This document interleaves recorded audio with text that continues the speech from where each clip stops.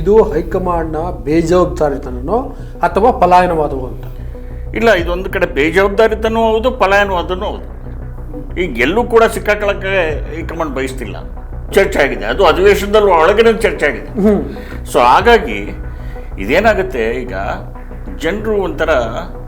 ಜನರನ್ನೇ taking for granted ಅಂತ ಅನ್ನೋ ರೀತಿಯಲ್ಲಿ ಕಾಂಗ್ರೆಸ್ ನಡ್ಕೊಳ್ತಾ ಇದೆ. 5 ಗ್ಯಾರಂಟಿಗಳು ಬಿಟ್ಟರೆ, ಇವ್ರು ಕೊಟ್ಟಿದ್ದು ಪ್ರಣಾಳಿಕೆಯಲ್ಲಿ ಪ್ರಾಮಿಸ್ ಮಾಡಿದಂಥ 5 ಗ್ಯಾರಂಟಿಗಳು ಬಿಟ್ಟರೆ ಮತ್ತೇನು ಮಾಡಿದೆ ಸರ್ಕಾರ ಹೇಳಿ? ನನಗಂತೂ ಒಂದು ಅಭಿವೃದ್ಧಿ ಕೆಲಸನೂ ಕಾಣಿಸ್ತಾ ಇಲ್ಲ.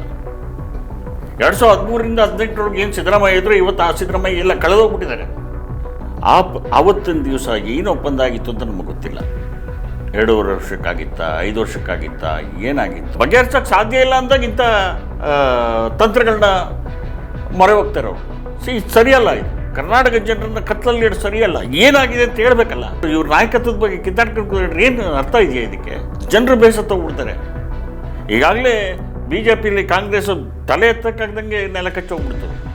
ನಮಸ್ಕಾರ, ವಾರ್ತಾ ಭಾರತೀಯ ವೀಕ್ಷಕರಿಗೆ politics.com ಕಾರ್ಯಕ್ರಮಕ್ಕೆ ಸ್ವಾಗತ. ನಾನು ಧರಣೀಶ್ ಬುಕನ್ಕೆರೆ.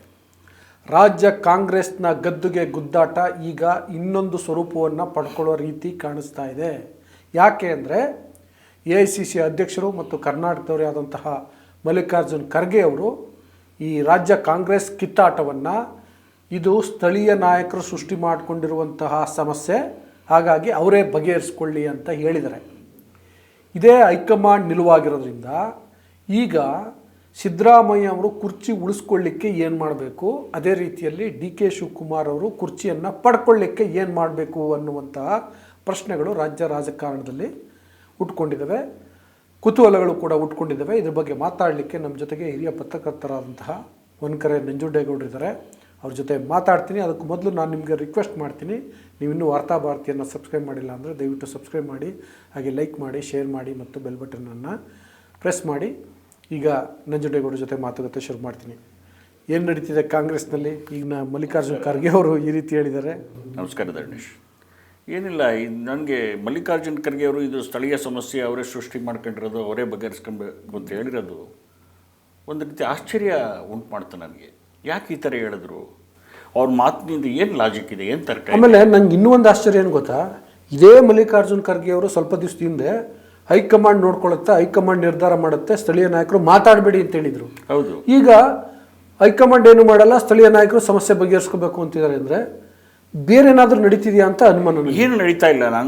ನನಗನ್ಸುತ್ತೆ ಇದು ಗೊಂದಲನ ಬಗೆಹರಿಸೋ ಬದಲು ಗೊಂದಲವನ್ನು ಮುಂದುವರ್ಸೋಕ್ಕೆ ಹೈಕಮಾಂಡ್ಗೆ ಇಂಟ್ರೆಸ್ಟ್ ಇದೆಯೇನೋ, ಆಸಕ್ತಿ ಇದೆಯೇನೋ ಅಂತ ನನಗೊಂದು ಅನುಮಾನ ಶುರು ಆಯಿತು. ಯಾಕೆಂದರೆ ಇದುವರೆಗೆ ನೀವು ನೋಡ್ಕೊಂಬಂದಿದ್ದೀರ ಕಾಂಗ್ರೆಸ್ಸಿನ ಪರಂಪರೆ ಮತ್ತು ಇತಿಹಾಸ ನೋಡಿದ್ರೆ ನೀವು ಮುಖ್ಯಮಂತ್ರಿ ಸ್ಥಳೀಯ ಮಟ್ಟದಲ್ಲಿ ಆಯ್ಕೆ ಮಾಡಿದ್ದಿದೆಯಾ? ಉದಾಹರಣೆಗಳಿದೆಯಾ? ಸಾಧ್ಯನೇ ಇಲ್ಲ. ಎಲ್ಲವನ್ನು ಮೇಲ್ಮಟ್ಟದಿಂದ ನಡೀತಾ ಇದೆ. ಮೇಲ್ಮಟ್ಟದಲ್ಲಿ ಮೇಲ್ಗಡೆಯಿಂದ ಎಲ್ಲವನ್ನೂ ಏರ್ತಾರೆ. ಈ ವಿಷಯದಲ್ಲಿ ಯಾಕೆ ಹಿಂಗೆ? ಈಗ ನಮಗೆ ಉದಾಹರಣೆಗೆ ಹೇಳ್ತೀನಿ, ವೀರಪ್ಪ ಮೊಯ್ಲಿ ಅವ್ರನ್ನ ಹಿಂದೆ ಮುಖ್ಯಮಂತ್ರಿ ಮಾಡಿದ್ರು. ಕವರಲ್ಲಿ ಬರಲಿಲ್ವಾ ಅವ್ರ ಹೆಸರು? ಹೌದು. ಕವರ್ ಓಪನ್ ಮಾಡಲಿಲ್ವಾ? ಅದು ಶಾಸಕರ ಅಭಿಪ್ರಾಯದ ಪರವಾಗಿತ್ತಾ? ಖಂಡಿತ ಇಲ್ಲ. ಶಾಸಕರ ಅಭಿಪ್ರಾಯ ವಿರುದ್ಧವಾಗಿತ್ತು. ಇಂಥ ಅನೇಕ ಬಂಗಾರಪ್ಪನವ್ರು ಬಂಗಾರಪ್ಪನವ್ರನ್ನು ಕೂಡ ಮೇಲ್ಗಡೆಯಿಂದ ಏರಿದ್ದಲ್ವಾ? ಗುಂಡೂರಾವ್ ಹಾಗೆ ಆಗಿದ್ದು. ಗುಂಡೂರಾವ್ ಹಾಗೆ ಆಗಿದ್ದು. ಬಹಳಷ್ಟು ಜನ ಹಂಗೆ ಮಾಡಿದ್ದಾರೆ. ಈ ವಿಷಯದಲ್ಲಿ ಯಾಕೆ ಹಿಂಗೆ ಅಂತ ನೋಡಿ, ನಾನು ಹೇಳೋದು, ಇಷ್ಟು ದಿವಸ ಇವರೇನು ನಾವು ಮಾತಾಡಿದೇನು, ಇದೇ ವೇದಿಕೆಯಲ್ಲಿ ಮಾತಾಡಿದ್ದೀವಿ. ಇದು ಕ್ರಿಯೇಟ್ ಮಾಡಿದ್ದು ಯಾರು? ಅವರು ಈಗ ಸ್ಥಳೀಯ ನಾಯಕರ ಮೇಲೆ ತಾಗ್ತಾ ಇದ್ದಾರೆ, ಅವ್ರ ಮೇಲೆ ಜವಾಬ್ದಾರಿ ಆಗ್ತಾ ಇದ್ದಾರೆ. ಹಾಗಿದ್ರೆ ಹೈಕಮಾಂಡ್ ಪಾತ್ರ ಏನು? ಅಲ್ಲಲ್ಲ, ನಾನು ಹೇಳೋದು, ಇದನ್ನು ಹುಟ್ಟಾಕ್ತವ್ರು ಯಾರು ಅಂತ ನಾವು ಇದೇ ಜಾಗದಲ್ಲಿ ಚರ್ಚೆ ಮಾಡಿದ್ದೀವಿ. ಏನು ಚರ್ಚೆ ಮಾಡಿದ್ವಿ? ರಣದೀಪ್ ಸಿಂಗ್ ಸುರ್ಜೇವಾಲಾ ರಾಜ್ಯದ ಉಸ್ತುವಾರಿ ಆದಂಥ ಅವರು ಎಲ್ಲೋ ಒಂದು ಕಡೆ ಹೇಳಿದ್ರು ಇದನ್ನು 2.5 ವರ್ಷ ಅಂತೇಳಿ. ಅಲ್ಲಿಂದ ಇದು ಸಮಸ್ಯೆ ಶುರು ಆಯಿತು ಅಂತ ನಾವು ಇದೇ ವೇದಿಕೆಯಲ್ಲಿ ಚರ್ಚೆ ಮಾಡಿದ್ವಿ. ಈಗಿದ್ದಾಗ ಇದು ಸ್ಥಳೀಯ ನಾಯಕರು ಹುಟ್ಟಾಕಿರೋದು, ನಮಗೂ ಹೈಕಮಾಂಡ್ಗೂ ಸಂಬಂಧ ಇಲ್ಲ, ಅವರೇ ಬಗೆಹರಿಸ್ಕೊಳ್ಳಿ ಅಂದರೆ ಏನರ್ಥ?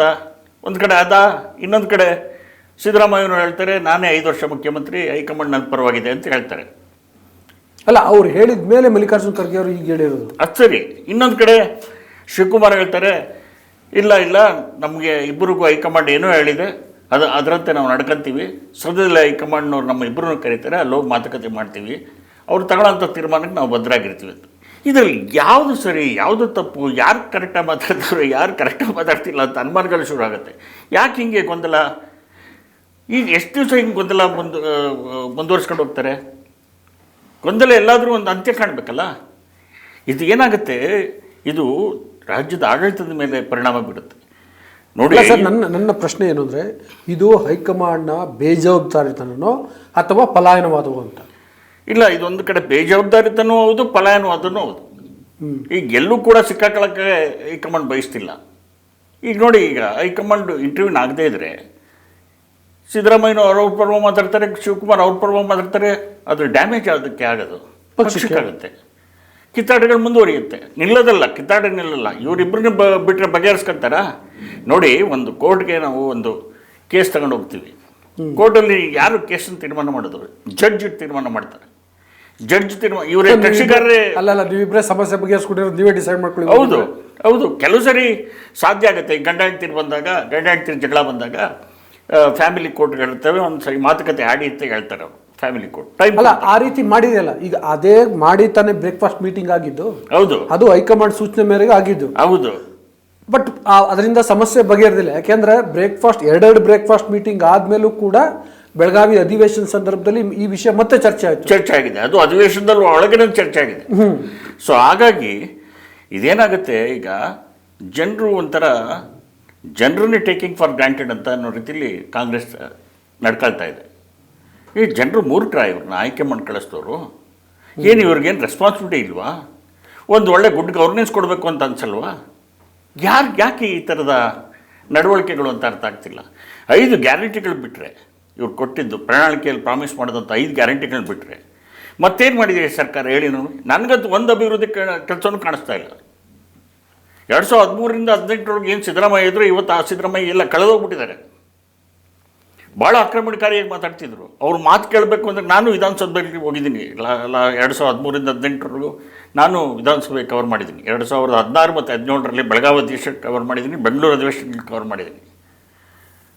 ಆಗ ಮಾತಾಡ್ತಿದ್ದಂಥ ಸಿದ್ದರಾಮಯ್ಯ ಈಗ ಮಾತಾಡ್ತಿಲ್ಲ. ಯಾಕೆ? ಏನಾಯಿತು? ಇವೆಲ್ಲ ಪ್ರಶ್ನೆಗಳು ಹುಟ್ಟಾಕಲ್ತ. ಹೈಕಮಾಂಡೇ ಅವ್ರ ಕೈ ಕಟ್ಟಾಗ್ತಾ ಅನಿಸುತ್ತೆ, ನೋಡಿದ್ರೆ ಅನಿಸುತ್ತೆ, ಹಂಗೆ ಅನಿಸುತ್ತೆ. ಒಂದು ಕಡೆ ಸಿದ್ದರಾಮಯ್ಯ ನಾನೇ ಮುಖ್ಯಮಂತ್ರಿ ಅಂತಾರೆ, ಇನ್ನೊಂದು ಕಡೆ ಶಿವಕುಮಾರ್ ಅವರು ಎಲ್ಲರನ್ನೂ ಭೇಟಿ ಮಾಡ್ತಾರೆ. ಸತೀಶ್ ಜಾರಕಿಹೊಳಿನ ಭೇಟಿ ಮಾಡಿದ್ರು, ಬೇರೆ ಬೇರೆಯವ್ರನ್ನ ಭೇಟಿ ಮಾಡಿದ್ರು, ನಿನ್ನೆ ರಾಜಣ್ಣ ಅವ್ರನ್ನ ಭೇಟಿ ಮಾಡಿದ್ದಾರೆ. ಎಲ್ಲ ಒಂದು ಕಡೆ ಸಪೋರ್ಟನ್ನ, ತಮಗಿರುವಂಥ ಸಪೋರ್ಟನ್ನ ಇದು ಮಾಡೋದು ತಮ್ಮ ಸಪೋರ್ಟನ್ನು ಹೆಚ್ಚಿಸ್ಕೊಳ್ಳೋದಕ್ಕೆ, ಶಾಸಕರ ಬೆಂಬಲವನ್ನು ಕೇಳೋದಕ್ಕೆ ಇವರೆಲ್ಲ ಎಲ್ಲರನ್ನೂ ಭೇಟಿ ಮಾಡ್ತಾವ್ರೆ ಅಂತ ನನಗನ್ಸುತ್ತೆ ಧರ್ಣೇಶ್. ಬಟ್ ಈಗ ಈಗ ಖರ್ಗೆ ಅವರು ಹೇಳಿರೋದ್ರಿಂದ ವಾಟ್ ನೆಕ್ಸ್ಟ್ ಏನಾಗ್ಬೋದು? ಏನೂ ಆಗಲ್ಲ. ಇದು ಹಿಂಗೆ ಗೊಂದಲ ಮುಂದುವರಿಯುತ್ತೆ. ಏನೂ ಆಗಲ್ಲ, ಸದ್ಯಕ್ಕಂತೂ ಏನೂ ಆಗಲ್ಲ. ಹೈಕಮಾಂಡೇನ ಇಂಟರ್ವ್ಯೂನ್ ಆಗಿ ಇಬ್ಬರನ್ನೂ ಕರೆಸಿ ಮಾತುಕತೆ ಮಾಡಿ, ಇಲ್ಲರಪ್ಪ ಇಷ್ಟು ದಿವಸ ನೀವು ಸುಮ್ಮನಿರಿ, ಸ್ವಲ್ಪ ಸುಮ್ಮನಿರಿ ಅಂತ.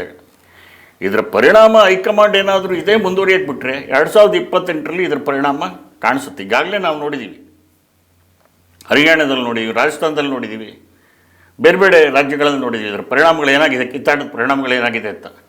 ಇಲ್ಲೂ ಕೂಡ ಅದೇ ಆಗುತ್ತೆ. ಇಲ್ಲಿ ಅದಕ್ಕಿಂತ ಬೇರೆ ಏನಾಗುತ್ತೆ, ಜನರಿಗೆ ಬೇರೆ ಆಪ್ಷನ್ ಇರುತ್ತೆ.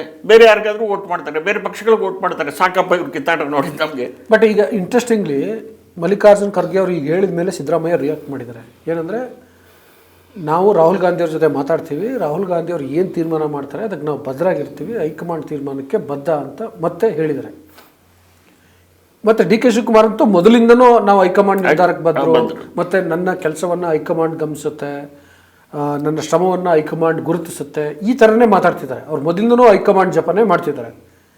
ಈಗ ಇಬ್ಬರೂ ಹೈಕಮಾಂಡ್ ಅಂತ ಹೇಳ್ತಿದ್ದಾರೆ, ಹೈಕಮಾಂಡ್ ನೋಡಿದ್ರೆ ಸ್ಥಳೀಯ ನಾಯಕರು ಅಂತ ಹೇಳ್ತಿದ್ದಾರೆ. ಈ ಮಧ್ಯೆ ಸಫರ್ ಆಗೋರು ಯಾರು? ನಾನು ಹೇಳಿದ್ನಲ್ಲ ನಿಮಗೆ, ಪಕ್ಷದ ಕಾರ್ಯಕರ್ತರು ಸಫರ್ ಆಗ್ತಾರೆ, MLAಗಳು ಸಫರ್ ಆಗ್ತಾರೆ, ಎಲ್ಲದಕ್ಕಿಂತ ಮುಖ್ಯವಾಗಿ ಜನರು ಸಫರ್ ಆಗ್ತಾರೆ. ನೋಡಿ, ನಾಯಕತ್ವನ ಸರಿ ಸರ್, ಹೈಕಮಾಂಡು ಈ ರೀತಿ ನಿಲುವನ್ನು ತೆಗೆದುಕೊಂಡಿದ್ದು ಯಾಕೆ? ಅಂದರೆ ಇದು ನಿಮ್ಮದು ಸಮಸ್ಯೆ, ನೀವು ಬಗೆಹರಿಸ್ಕೊಳ್ಳಿ ಅಂತ ಅಂತಿರೋದು ಯಾಕೆ? ನನಗನ್ಸುತ್ತೆ ಅವ್ರಿಗೆ ಇಬ್ಬರೂ ಬೇಕು. ಈಗ ಸಿದ್ದರಾಮಯ್ಯನವ್ರನ್ನೂ ಬಿಡೋಕ್ಕೆ ಇಷ್ಟ ಇಲ್ಲ, ಡಿ ಕೆ ಶಿವಕುಮಾರ್ನೂ ಬಿಡೋಕ್ಕೆ ಇಷ್ಟ ಇಲ್ಲ. ಯಾಕೆಂದರೆ ಇಬ್ಬರೂ ಕೂಡ ಫೋರ್ಸು. ಒಂದು ಕಡೆ ಪಕ್ಷ ಸಂಘಟನೆ ಮಾಡೋದ್ರಲ್ಲಿ ಶಿವಕುಮಾರ್ ಎತ್ತಿದ ಕೈ, ಹಾಗೆ ರಿಸೋರ್ಸನ್ನು ಮೊಬೈಲೈಸ್ ಮಾಡೋದ್ರಲ್ಲಿ ಶಿವಕುಮಾರ್ ಎತ್ತಿದ ಕೈ. ಇನ್ನೊಂದು ಕಡೆ ಸಿದ್ದರಾಮಯ್ಯ ಮಾಸ್ ಲೀಡ್ರು, OBC ನಾಯಕರು, ಓಟು ತಗೊಂಡು ಬರುವಂಥ ನಾಯಕರು. ಇವರಿಬ್ಬರಲ್ಲಿ ಯಾರು ಬಿಡ್ತಾರೆ? ನಿಮ್ಗೆ ಎರಡು ಕಣ್ಣಿದೆಯಪ್ಪ. ಎರಡು ಕಣ್ಣಲ್ಲಿ ನಿಮ್ಗೆ ಯಾವ ಕಣ್ಣು ಬೇಕು ಅಂತ ಹೇಳಿದ್ರೆ ನೀವೇನು ಹೇಳ್ತೀರಾ? ಆಯಿತು, ಸಮಸ್ಯೆ ಇದೆ, ಇದಕ್ಕೆ ಸಮಸ್ಯೆಗೆ ನೀವೇ ಏನಾದ್ರು ಸರಿ ಅದಾಗಲೇ ಸರಿ ಹೋಗಲಿ ಅಂತ ಬಿಟ್ಟರೆ ಸರಿನಾ, ಅಥವಾ ಇಬ್ಬರನ್ನು ಕರೆದು ಮಾತಾಡಿ ಏನೋ ಒಂದು ಅಮಿಕಬಲ್ ಸೆಟಲ್ಮೆಂಟ್ ಮಾಡಬೇಕಲ್ಲ? ಹೌದು, ಸಿದ್ದರಾಮಯ್ಯ ಅವ್ರನ್ನೂ ವಿಶ್ವಾಸಕ್ಕೆ ತಗೊಳ್ಬೇಕು, ಡಿ ಕೆ ಶಿವಕುಮಾರ್ ಅವ್ರನ್ನೂ ವಿಶ್ವಾಸಕ್ಕೆ ತಗೊಳ್ಬೇಕು. ಸಿದ್ದರಾಮಯ್ಯ ಅವರು ಮುಂದುವರ್ಸೋದಾದರೆ ಡಿ ಕೆ ಶಿವಕುಮಾರ್ನ ಬೇರೆ ರೀತಿ ವಿಶ್ವಾಸಕ್ಕೆ ತಗೋಬೇಕು, ಅಥವಾ ಸಿದ್ದರಾಮಯ್ಯ ಅವರು ಬಿಟ್ಕೊಡ್ಬೇಕು ಅಂದಾಗ ಅವ್ರನ್ನ ಬೇರೆ ರೀತಿ ವಿಶ್ವಾಸಕ್ಕೆ ತೆಗೆದುಕೊಳ್ಬೇಕು. ಏನೋ ಒಂದು ಮಾಡಬೇಕು, ಒಂದು ಎಕ್ಸಸೈಸ್ ಆಗಬೇಕು. ಅದು ಹೈಕಮಾಂಡ್ ಸಮ್ಮುಖದಲ್ಲೇ ಆಗಬೇಕು. ಹೈಕಮಾಂಡೇ ಡಿಸೈಡ್ ಮಾಡಬೇಕು. ಹೈಕಮಾಂಡ್ ಡಿಸೈಡ್ ಮಾಡದೆ ಸಿದ್ದರಾಮಯ್ಯ ಡಿ ಕೆ ಶಿವಕುಮಾರ್ ಪರಸ್ಪರ ಕೂತ್ಕೊಂಡು ಮಾತಾಡ್ಕೊಳ್ಳೋದಾಗಿದ್ದರೆ ಇಷ್ಟು ದಿನ ಯಾಕೆ ಸಮಸ್ಯೆ ಆಗ್ತಿದೆ? ಅದೇ ನಾನು ಹೇಳ್ತಿರೋ ಅದನ್ನೇ. ಸಮಸ್ಯೆ ಬಗೆಹರ ಥರ ಕಾಣಿಸ್ತಿಲ್ಲ ನನಗೆ. ಯಾಕೆ ಅಂದರೆ ನೋಡಿ, ನೀವೇ ಸಮಸ್ಯೆ ಬಗೆಹರಿಸ್ಕೊಳ್ಳಿ ಅಂದರೆ ಹೆಂಗೆ ಸಾಧ್ಯ? ಅದು ಸಾಧ್ಯ ಇಲ್ಲ. ಅದು ನೋಡಿ, ಹೈಕಮಾಂಡ್ ಏನು ಮಾಡ್ಬೋದಾಗಿತ್ತು ಅಂದರೆ, ಒಂದು ಡೆಮೋಕ್ರೆಟಿಕ್ ಸೆಟಪ್ಪಲ್ಲಿ ನಾವು ಹೋಗ್ತೀವಿ ಅಂತ ಹೇಳಿದ್ರೆ, ಡೆಮೋಕ್ರೆಟಿಕ್ ವೇನಲ್ಲಿ ನಾವು ಹೋಗ್ತೀವಿ ಅಂತಂದರೆ ಒಬ್ಬರು ಸೆಂಟ್ರಲ್ ಅಬ್ಸರ್ವರ್ಸ್ ಕಳಿಸ್ಬೇಕಾಗಿತ್ತು, CLP ಸಭೆ ಕರೆಸ್ಬೇಕಾಗಿತ್ತು. CLP ಸಭೆಯಲ್ಲಿ ಅಭಿಪ್ರಾಯ 1 to 1 ತಗೊಳ್ತಾರೋ ಅಥವಾ ಎಲ್ಲ ಶಾಸಕರು ಒಟ್ಟು ಕೂರಿಸ್ಕೊಂಡು ತಗೊಳ್ತಾರೋ ಅದು ಅವ್ರಿಗೆ ಬಿಟ್ಟಿದ್ದ ವಿಚಾರ. ಓಟ್ ಹಾಕ್ಸ್ಬೇಕಿತ್ತು, ಓಟ್ ಹಾಕ್ಸ್ಬೇಕಾಗಿತ್ತು. ಯಾಕೆಂದರೆ ಅದು ಪ್ರಜಾಸತ್ತಾತ್ಮಕ ವಿಧಾನ. ಅದು ಆ ಸಭೆಯಲ್ಲಿ ಯಾರು ಜನಪ್ರಿಯ ನಾಯಕರು, ಡಿ ಕೆ ಶಿವಕುಮಾರ್ ಅಥವಾ ಸಿದ್ದರಾಮಯ್ಯನವರ ನೋಡಬೇಕಿತ್ತು. ಅದರ ಆಧಾರದ ಮೇಲೆ ತೀರ್ಮಾನ ಮಾಡುವುದಿತ್ತು ನಾವು. ಹೌದು, ಎಸ್, ಒಂದು ಪ್ರಜಾಸತ್ತಾತ್ಮಕವಾಗಿ ಹಂಗೆ ಮಾಡಬೇಕು, ದಟ್ಸ್ ಓಕೆ. ಬಟ್ ಮೆಸೇಜ್ ಏನು ಕೊಡ್ತಿತ್ತು ಕಾಂಗ್ರೆಸ್ ಪಾರ್ಟಿ? ಹೌದು, ನಮ್ಮಲ್ಲಿ ಕಚ್ಚಾಟ ಇದೆ, ಹಾಂ, ಅದಕ್ಕೋಸ್ಕರ ನಾವು ವೋಟಿಂಗ್ ಮಾಡಿಸಿದ್ವಿ, ಅದಕ್ಕೋಸ್ಕರ ಇಷ್ಟೆಲ್ಲ ಮಾಡ್ತಿದ್ವಿ ಅನ್ನುವಂಥ ಮೆಸೇಜ್ ಹೋಗ್ತಿತ್ತು. ಮೆಸೇಜ್ ಈಗ ಹೋಗಿಲ್ವಾ ಸಾಹೇಬ್ರೆ? ಹೇಳಿ ನೋಡೋಣ. ನೀವು ಮೆಸೇಜ್ ಹೋಗಿಲ್ವಾ? ಈಗ ಹೋಗಿದೆ, ಖಂಡಿತ ಜನ ಡಿಸಪಾಯಿಂಟ್ ಇಷ್ಟು ದಿವಸ ಏನು ನೋಡಿದ್ದಾರೆ ಜನ? ಇಷ್ಟು ದಿವಸ ಅದನ್ನೇ ನೋಡಿರೋದು, ಕಿತ್ತಾಟನೇ ನೋಡಿರೋದು. ಅಲ್ಲ, ಅಲ್ಲಿ ಇನ್ನೂ ಒಂದು ಭಯ ಇರ್ಬೋದು, ಹಂಗೆ ವೋಟಿಂಗ್ ಹೋದರೆ ಸಿದ್ದರಾಮಯ್ಯ ಏನೋ ಅವ್ರಿಗೆ ಜಾಸ್ತಿ ಶಾಸಕರ ಬೆಂಬಲ ಬರ್ಬೋದು, ಆಗೇನು ಮಾಡಬೇಕು ಅನ್ನುವಂಥ ಒಂದು ಪ್ರಶ್ನೆ ಬಂದಿರಬಹುದು. ಅಲ್ಲ ಅಲ್ಲ ಅಂದರೆ ಆ ಥರದ್ದೊಂದು ಚರ್ಚೆ ನಡೀತಿದೆ. ಬರಬಹುದು, ಬಂದಿರಬಹುದು. ಇವೆಲ್ಲ ಯಾಕೆ? ಅಲ್ಟಿಮೇಟ್ಲಿ ನಾವು ನೋಡಿ, ನಾವು ಒಂದು ಸರ್ಕಾರವನ್ನು ಅಧಿಕಾರಕ್ಕೆ ತರಬೇಕಾದ್ರೆ ಜನ ತೀರ್ಮಾನ ಮಾಡ್ತಾರಲ್ವಾ? ಜನ ತೀರ್ಮಾನ ಮಾಡ್ತಾರೆ.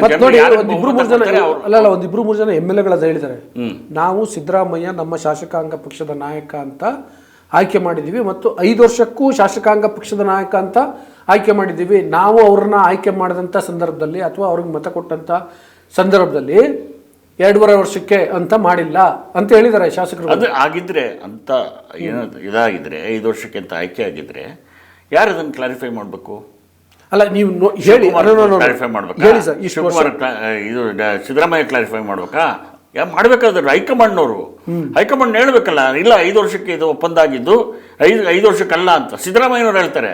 ಸಿದ್ದರಾಮಯ್ಯ ಈಗ ಎರಡೂ ಪಾರ್ಟಿಗಳು ಇಂಟ್ರೆಸ್ಟೆಡ್ ಪಾರ್ಟಿಗಳು. ಅಲ್ಲ, ನೀವು ಕರ್ನಾಟಕದಲ್ಲೂ ರಾಜಕಾರಣ ಕವರ್ ಮಾಡಿದಿರಿ, ಇಡೀ ದೇಶದ ಬೇರೆ ಬೇರೆ ಕಡೆನೂ ಮಾಡಿದಿರಿ. ಎಲ್ಲಾದರೂ ಯಾವುದಾದ್ರೂ ಯಾವುದೇ ಪಕ್ಷದಿರಲಿ, ಶಾಸಕಾಂಗ ಪಕ್ಷದ ನಾಯಕನನ್ನು ಆಯ್ಕೆ ಮಾಡುವಾಗ 6 ತಿಂಗಳಿಗೆ, ವರ್ಷಕ್ಕೆ, 2 ವರ್ಷಕ್ಕೆ, 5 ವರ್ಷಕ್ಕೆ ಅಂತ ಏನಾದ್ರು ಮಾಡ್ತಾರೆ? ಇಲ್ಲ, ಏನಿಲ್ಲ. ಶಾಸಕಾಂಗ ಪಕ್ಷದ ನಾಯಕ ಅಂತ ಆಯ್ಕೆ ಮಾಡ್ತಾರೆ. ಆಗ ಆ ಪಕ್ಷ ಅವನು ಮುಖ್ಯಮಂತ್ರಿ ಮಾಡುತ್ತೆ. ಇತ್ತಾನೆ ಪ್ರೋಸೆಸ್. ಹೌದು. ಇಲ್ಲಿ ಯಾಕೆ ಅದು ಅಂದರೆ ಈಗ 2.5 ವರ್ಷಕ್ಕೆ ಶಾಸಕಾಂಗ ಪಕ್ಷದ ನಾಯಕರನ್ನ ಆಯ್ಕೆ ಮಾಡಿಲ್ಲ ಅಂತ ಶಾಸಕರು ಹೇಳೋದು, ಹೈಕಮಾಂಡ್ ಅದಕ್ಕೇನು ರೆಸ್ಪಾಂಡ್ ಮಾಡದೇ ಇರೋದು, ಇದು ಯಾಕೆ ಹಿಂಗೆ ಆಗ್ತದೆ? ಶಾಸಕಾಂಗ 2023 ಚುನಾವಣೆ ಮುಗಿದು ಫಲಿತಾಂಶ ಬಂದ ಮೇಲೆ, ಕಾಂಗ್ರೆಸ್ ಪಕ್ಷಕ್ಕೆ ಬಹುಮತ ಸಿಕ್ಕ ಮೇಲೆ ಆವತ್ತಿನ ದಿವಸ ಏನು ಒಪ್ಪಂದ ಆಗಿತ್ತು ಅಂತ ನಮಗೆ ಗೊತ್ತಿಲ್ಲ. 2.5 ವರ್ಷಕ್ಕಾಗಿತ್ತಾ, 5 ವರ್ಷಕ್ಕಾಗಿತ್ತಾ, ಏನಾಗಿತ್ತು? 2.5 ವರ್ಷ ಆದಮೇಲೆ ಶಿವಕುಮಾರ್ ಬಿಟ್ಕೊಡ್ಬೇಕಿತ್ತ, ಅವ್ರಿಗೆ ಬಿಟ್ಕೊಡ್ಬೇಕಿತ್ತ? ಬಟ್ ಈಗ ನೋಡಿ, ಫ್ಲೋರ್ ಆಫ್ ದ ಹೌಸಲ್ಲಿ ಮುಖ್ಯಮಂತ್ರಿ ಸಿದ್ದರಾಮಯ್ಯ ಹೇಳಿದರೆ 2.5 ವರ್ಷದ ಒಪ್ಪಂದ ಆಗಿಲ್ಲ, ಆ ಥರದ ಪ್ರಸ್ತಾಪ ಇರಲಿಲ್ಲ ಅಂತ. ಆಮೇಲೆ ಇವರು ಡಿ ಕೆ ಶಿವಕುಮಾರ್ ಮಾತನಾಡಿದ್ದಾರೆ. ಅವ್ರು ಏನು ಹೇಳಿದ್ದಾರೆ? ನನ್ನ ಮತ್ತು ಸಿದ್ದರಾಮಯ್ಯ ನಡುವೆ ಒಪ್ಪಂದ ಆಗಿದೆ ಅಂತ ಹೇಳ್ತಾರೆ. ಇಲ್ಲಿ 2 ಬಹಳ ಮುಖ್ಯವಾದಂಥ ಸಂಗತಿಗಳು ನನಗನ್ಸುತ್ತೆ. ಅವ್ರು ಹೇಳೋದು ನನ್ನ ಮತ್ತು ಸಿದ್ದರಾಮಯ್ಯ ನಡುವೆ ಅಂತ, ಹೈಕಮಾಂಡ್ದಲ್ಲ. ಇನ್ನೊಂದು ಒಪ್ಪಂದ ಆಗಿದೆ ಅಂತ, ಅಧಿಕಾರ ಹಂಚಿಕೆಯ ಒಪ್ಪಂದನ ಅಥವಾ ಮತ್ತೊಂದ ಗೊತ್ತಿಲ್ಲ. ಯಾವ ಥರದ ಒಪ್ಪಂದ? ಅಲ್ಲ, ಈಗ ನೋಡಿ, ನಾನು ಹೇಳ್ತೀನಿ. ಈಗ 2.5 ವರ್ಷದ ಒಪ್ಪಂದ ಆಗಿದೆ ಅಂತ ಬಂದಿದೆ ಎಲ್ಲಿ? ಯಾರು ಮೊದಲು ಅದನ್ನು ಬಹಿರಂಗಪಡಿಸಿದ್ರು? ಯಾರು? ಯಾಕೆ ಬಹಿರಂಗಪಡಿಸಿದ್ರು? ಅದರ ಹಿಂದಿನ ಉದ್ದೇಶ ಏನು? ಹೈಕಮಾಂಡ್ ನಾಲೆಡ್ಜ್ಗಿಲ್ಲದೆ ಆ ಒಪ್ಪಂದದ ಬಗ್ಗೆ ಮಾತಾಡಿದ್ರ ಅವ್ರು? ಹಂಗಿದ್ರೆ ಒಂದು ಇದು ಅಲ್ಲ, ಅವ್ರ ನಾಲೆಡ್ಜ್ ಇಲ್ಲದೆ ಮಾತಾಡಿದ್ರ? ಯಾರು ಅವ್ರಿಗೆ ಈ ಮಾತನಾಡೋದಕ್ಕೆ ಅಧಿಕಾರ ಕೊಟ್ಟವ್ರು ಯಾರು? ಇದ್ರ ಬಗ್ಗೆ ಹೇಳ್ತೀನಿ. ಫಸ್ಟು ನಾವು ಆಲ್ರೆಡಿ ಒಂದ್ಸಲ ಹೇಳಿದ್ವಿ, ಮತ್ತು ವೀಕ್ಷಕರಿಗೆ ಇನ್ನೊಂದ್ಸಲ ಹೇಳ್ತೀನಿ. ಏನಂತಂದರೆ, ಫಸ್ಟು ಇದನ್ನು ಕಾಂಗ್ರೆಸ್ ಪಕ್ಷದ ರಾಜ್ಯ ಕಾಂಗ್ರೆಸ್ ಉಸ್ತುವಾರಿ, ನಾನು ಭಾಳ ಸ್ಪಷ್ಟವಾಗಿ ಹೇಳ್ತಿದ್ದೀನಿ, ನನಗೆ ಖಚಿತವಾದಂಥ ಮಾಹಿತಿ, ಆ ಕಾರಣಕ್ಕೋಸ್ಕರ ಹೇಳ್ತಿದ್ದೀನಿ. ರಣದೀಪ್ ಸಿಂಗ್ ಸುರ್ಜೇವಾಲಾ ಒಂದು ಪತ್ರಿಕೆಯಲ್ಲಿ ಪ್ಲಾಂಟ್ ಮಾಡಿಸಿದರು. ಅಲ್ಲಿಂದ ಶುರುವಾಯಿತು ಅಧಿಕಾರ ಹಂಚಿಕೆ ಒಪ್ಪಂದದ ಕುರಿತು ಚರ್ಚೆ, ಗೊಂದಲ, ವಿವಾದ. ಅದಾದಮೇಲೆ ಬೇರೆ ಬೇರೆ ಥರ ಸ್ವರೂಪವನ್ನು ಪಡ್ಕೊಳ್ತು. ಬಟ್ ಅವತ್ತು ಪ್ಲಾಂಟ್ ಮಾಡಿಸಿದ ಮಾತ್ರ ಕಾಂಗ್ರೆಸ್ ಹೈಕಮಾಂಡ್. ಯಾಕೆ ಅಂದರೆ ಅವರು ರಣದೀಪ್ ಸಿಂಗ್ ಸುರ್ಜೇವಾಲಾ ಒಬ್ಬ ವ್ಯಕ್ತಿ ಅಲ್ಲ, ಅವರು ರಾಜ್ಯ ಕಾಂಗ್ರೆಸ್ನ ಉಸ್ತುವಾರಿ, ಹೈಕಮಾಂಡ್ನ ಪ್ರತಿನಿಧಿ. ಅವರೇ ಪ್ಲಾಂಟ್ ಮಾಡಿಸಿದ್ದಾರೆ ಅಂದರೆ ಅದಕ್ಕೆ ಅವರೇ ಜವಾಬ್ದಾರು. ಈಗ ಮಲ್ಲಿಕಾರ್ಜುನ್ ಖರ್ಗೆ ಅವರು ಹೇಳ್ತಾರೆ ಹೈಕಮಾಂಡ್ಗೂ ಇದಕ್ಕೂ ಸಂಬಂಧ ಇಲ್ಲ ಅಂತ. ಸಮಸ್ಯೆ ಸೃಷ್ಟಿ ಮಾಡಿದ ನನ್ನ ಪ್ರಕಾರ ಹೈಕಮಾಂಡ್ ಅಲ್ವಾ? ಸೊ ಇದು ಒಂದಿದೆ. ಇನ್ನೊಂದು ಇತ್ತೀಚೆಗೆ ಅದು ಭಾಳ ಚರ್ಚೆ ಆಗಿದೆ, ಅದನ್ನು ಹೇಳ್ಬಿಡ್ತೀನಿ. ಏನಪ್ಪ ಅಂತಂದರೆ ಮುಖ್ಯಮಂತ್ರಿ ಹುದ್ದೆ ಬಿಟ್ಕೊಡೋ ವಿಷಯಕ್ಕೆ ಸಂಬಂಧಪಟ್ಟಂತೆ ರಾಹುಲ್ ಗಾಂಧಿಯವರ ಎದುರುಗಡೆ ಆಗಲಿ ಅಥವಾ ಸೋನಿಯಾ ಗಾಂಧಿಯವ್ರ ಎದುರುಗಡೆ ಆಗಲಿ ಚರ್ಚೆ ಆಗಿಲ್ಲ. ಅದು ಹೊರಗಡೆ ಬಂದಾಗ, ಅಂದರೆ ಅವ್ರ ಜೊತೆ ಚರ್ಚೆ ಮಾಡಿ ಒಪ್ಕೊಂಡು ಬಂದ ಮೇಲೆ ಮಲ್ಲಿಕಾರ್ಜುನ್ ಖರ್ಗೆ, ಕೆ ಸಿ ವೇಣುಗೋಪಾಲ್, ಸುರ್ಜೇವಾಲಾ, ಸಿದ್ದರಾಮಯ್ಯ ಮತ್ತು ಡಿ ಕೆ ಶಿವಕುಮಾರ್ ಹಾಗೂ ಡಿ ಕೆ ಸುರೇಶ್ ಅವರು ಅಲ್ಲಿ ಒಬ್ಬ ವಿಶೇಷ ಆಹ್ವಾನಿತರಾಗಿ ಇದ್ದರು. ಇಷ್ಟು ಜನ ಇದ್ದರು. ಆಗ ಮಾತುಕತೆ ಆಡಿದರು. ಆಗ ಡಿ ಕೆ ಶಿವಕುಮಾರ್ ಕೇಳಿದರು. ಸಿದ್ದರಾಮಯ್ಯ ಹ್ಞೂ ಅಂತಲೂ ಹೇಳಲಿಲ್ಲ, ಹ್ಞೂ ಅಂತಲೂ ಹೇಳಲಿಲ್ಲ, ಮೌನಂ ಸಮ್ಮತಿ ಅಂತೇಳಿ ಇವರು ಕನ್ಸಿಡರ್ ಮಾಡಿರ್ಬೋದು ನಮ್ಮ ಪ್ರಸ್ತಾಪವನ್ನು ಅಂತ. ಅಲ್ಲಿಂದ ಅವರು ಕೂಡ ಅಂಥದ್ದೇ ನಿರೀಕ್ಷೆಗಳನ್ನ ಇಟ್ಕೊಳ್ತಾ ಬಂದರು ಅನ್ನುವಂಥದ್ದು ಈಗ ಇತ್ತೀಚೆಗೆ ಚರ್ಚೆ ಆಗಿದೆ. ಈ ಹಿನ್ನೆಲೆಯಲ್ಲಿ ಉಟ್ಕೊಂಡಂಥದ್ದು ವಿವಾದ. ಅದಾದಮೇಲೆ ಬೇರೆ ಬೇರೆ ಥರ ಸ್ವರೂಪವನ್ನು ಪಡ್ಕೊಂಡಿದೆ. ಇಲ್ಲಿಂದ ಭಾಳ ಸ್ಪಷ್ಟವಾಗಿ ಗೊತ್ತಾಗತ್ತಲ್ವಾ? ಅಲ್ಲ, ನಾನು ಹೇಳ್ತೀನಿ ನಿಮಗೆ. ಅದಕ್ಕೆ ಒಂದನೇದಾಗಿ 2.5 ವರ್ಷ ಅಂತ ರಣದೀಪ್ ಸಿಂಗ್ ಸುರ್ಜೇವಾಲಾ ಹೇಳಿದ್ದಾರೆ ಅನ್ನೋದು ಒಂದು ಅಂಶ. ಎರಡನೇದು, ಇದೇ ರಣದೀಪ್ ಸಿಂಗ್ ಸುರ್ಜೇವಾಲಾ ಬೆಂಗಳೂರಿಗೆ ಬಂದು ಶಾಸಕರನ್ನ ಭೇಟಿ ಮಾಡೋದು, ಸಚಿವರನ್ನ ಭೇಟಿ ಮಾಡೋದು. ಯಾಕೆ ಭೇಟಿ ಮಾಡಿದ್ರು? ಗೊಂದಲ ಸೃಷ್ಟಿಸಕ್ಕೆ ಭೇಟಿ ಮಾಡಿದ್ರಾ? ಅಥವಾ ಏನು ಮೆಸೇಜ್ ತಂದಿದ್ರು ಅವರು? ಯಾಕೆ ಭೇಟಿ ಮಾಡಿದ್ರು? ಅಫಿಷಿಯಲ್ಸ್ ಮೀಟಿಂಗ್ ಯಾಕೆ ಕರೆದ್ರು? ಅಡ್ಮಿನಿಸ್ಟ್ರೇಷನ್ ಚೆನ್ನಾಗಿ ನಡೀತಿದೆಯಾ ಅಂತ ಯಾಕೆ ಅವರು ಇದು ಮಾಡಿದ್ರು? ಇವೆಲ್ಲ ಗೊಂದಲ ಸೃಷ್ಟಿಸಲ್ವ? ಇದೆರಡು. ಮೂರನೇದು, ರಾಹುಲ್ ಗಾಂಧಿ ಡಿ ಕೆ ಶಿವಕುಮಾರ್ಗೆ ಮೆಸೇಜ್ ಮಾಡಿದ್ರು ಅಂತ ಎಲ್ಲ ಕಡೆ ಬಂತು. ಅದು ವಾಟ್ಸಪ್ ಮೆಸೇಜ್ ಮಾಡೋದು, ಕಾಯ್ರಿ ನಾನು ನಿಮ್ಮ ಕರೆದು ಮಾತಾಡ್ತೀನಿ ಅಂತ ಹೇಳಿದ್ರು. ಯಾಕೆ ಮಾಡಿದ್ರು ಮೆಸೇಜ್ನ? ಇದೆಲ್ಲ ಗೊಂದಲ ಸೃಷ್ಟಿಸಲ್ವಾ? ಈಗ ಮಲ್ಲಿಕಾರ್ಜುನ್ ಖರ್ಗೆ ರೀಸೆಂಟ್ಲಿ ಮಲ್ಲಿಕಾರ್ಜುನ್ ಖರ್ಗೆ ಅವರು ಈ ಯಾರು ಮಾತಾಡಬಾರ್ದು, ಹೈಕಮಾಂಡ್ ಡಿಸೈಡ್ ಮಾಡುತ್ತೆ ಅಂತ ಹೇಳಿದ್ರು. ಅದೊಂದು. ಈಗ ಮಲ್ಲಿಕಾರ್ಜುನ್ ಖರ್ಗೆ ಅವರು ಉಲ್ಟಾ ಹೊಡಿತಾರೆ. ನೀವು ಲೋಕಲ್ ಪ್ರಾಬ್ಲಮ್ಮು ಲೋಕಲ್ ಆಗಿ ಬಗೆಹರಿಸ್ಕೋಬೇಕು. ಯಾರು ಬಗೆಹರಿಸೋದು? ನಾಯಕತ್ವ ಬದಲಾವಣೆ ಇಶ್ಯೂ ಲೋಕಲ್ ಪ್ರಾಬ್ಲಮ್ಮಾ? ಏನು ಈ ಮಾತುಕತೆ? ಇದು ಏನು ಅರ್ಥ ಇದೆ ಇದ್ರ ಈ ಮಾತಿಗೇನು ಅರ್ಥ ಇದೆಯಾ? ಇದು ಬೇಜವಾಬ್ದಾರಿಯ ಪರಮಾವಧಿ ಕಾಂಗ್ರೆಸ್ ಹೈಕಮಾಂಡ್ದು. ಅದಕ್ಕೆ ಕೇಳಿದ್ನ ನಾವಾಗ, ಇದು ಬೇಜವಾಬ್ದಾರಿನ ಅಥವಾ ಪಲಾಯನವಾದ ಮೊದಲು ಬೇಜವಾಬ್ದಾರಿ ಇದು. ಬಗೆಹರಿಸೋಕ್ಕೆ ಸಾಧ್ಯ ಇಲ್ಲ ಅಂದಾಗ ಇಂಥ ತಂತ್ರಗಳನ್ನ ಮೊರೆ ಹೋಗ್ತಾರೆ ಅವರು. ಸರಿಯಲ್ಲ ಇದು. ಕರ್ನಾಟಕ ಜನರನ್ನ ಕತ್ತಲಲ್ಲಿ ಇಡೋದು ಸರಿಯಲ್ಲ. ಏನಾಗಿದೆ ಅಂತ ಹೇಳ್ಬೇಕಲ್ಲ. ಇಲ್ಲ ಒಪ್ಪಂದ ಆಗಿದೆಯೋ, ಒಪ್ಪಂದ ಆಗಿಲ್ವೋ, ಇಲ್ಲ 5 ವರ್ಷ ಸಿದ್ದರಾಮಯ್ಯನವರು ಮುಂದುವರಿತಾರ ಅಥವಾ ಡಿ ಕೆ ಶಿವಕುಮಾರ್ಗೆ ಹಸ್ತಾಂತರ ಮಾಡ್ತಾರೆ, ಎಲ್ಲ ಹೇಳ್ಬೇಕಲ್ಲ. ಸರ್, ನಂಗೊಂದು ಕ್ಯೂರಿಯಾಸಿಟಿ. ಈಗ ಇಬ್ಬರಿಗೂ ಸಮಸ್ಯೆ ಆಗಿದೆ. ಸಿದ್ದರಾಮಯ್ಯ ಅವ್ರನ್ನ, ಡಿ ಕೆ ಶಿವಕುಮಾರ್ ಇಬ್ಬರನ್ನ ಕರೆದು ಹೈಕಮಾಂಡ್ ಅವ್ರು ಮಾತಾಡಿ ಅವ್ರು ಏನೋ ಕನ್ವಿನ್ಸ್ ಮಾಡಲಿ. ಸಿದ್ದರಾಮಯ್ಯ ಅವ್ರು ಮುಂದುವರಿತಾರಪ್ಪ ಅಂತೇಳಿ ಡಿ ಕೆ ಶಿವಕುಮಾರ್ ಅವ್ರು ಹೇಳಿ, ನೀವು 2028ಗೂ ನಿಮ್ಮದು ಲೀಡರ್ಶಿಪ್ ಅಂತನೋ ಏನೋ ಹೇಳಿ, ಆಮೇಲೆ ಹೊರಗಡೆ ಬಂದು ಹಿಂದೆ ಹೆಂಗೆ ಕೆ ಸಿ ವೇಣುಗೋಪಾಲ್ ಪ್ರೆಸ್ ಮಾಡಿದ್ರು, ಕೆ ಸಿ ವೇಣುಗೋಪಾಲೋ ಖರ್ಗೆನೋ ಸುರ್ಜೇವಾಲನೋ ಯಾರೋ ಮಾಡಿದರೆ ಆಗೇನಾಗ್ಬೋದು. ಇದು number 1. Number 2, D K Shivakumar ಅವ್ರು ಕೊಡಬೇಕು, ಯಾಕಂದರೆ ಅವರು ಕೆಲಸ ಮಾಡಿದ್ದಾರೆ.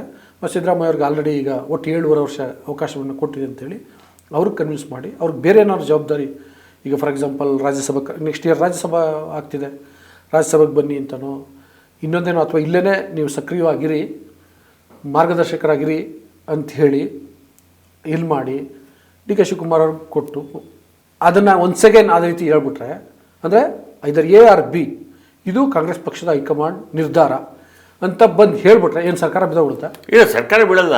ಅದನ್ನು ಹೈಕಮಾಂಡ್ ಮಾಡಬೇಕಲ್ಲ.